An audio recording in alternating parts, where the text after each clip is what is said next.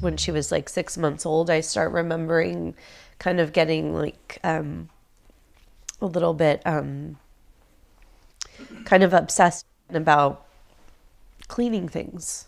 That I was going to, my vulnerable little baby could get sick, and I would never want that to happen, and I'm responsible for her, and so I need to be careful. And so the OCD kind of takes a very natural part of all of us, and it in some way takes advantage of it, and then uses it against you. Is that fair to say that it went in that way? You were vulnerable. Yeah. It looks for what you're vulnerable to. Right.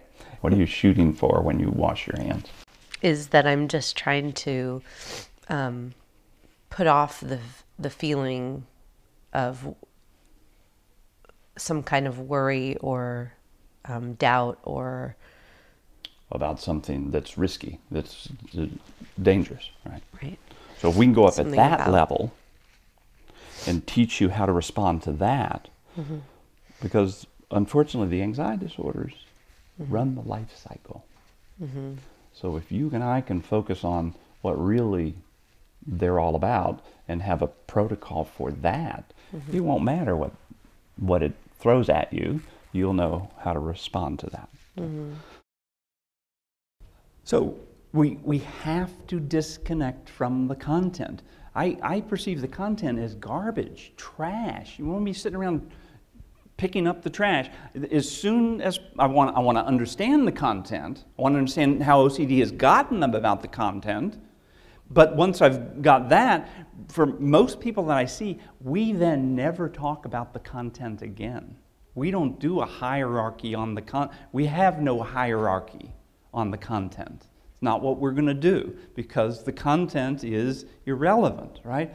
I am going to go get the content as a client. I'm going to go pick up the content to generate a generic sense of uncertainty.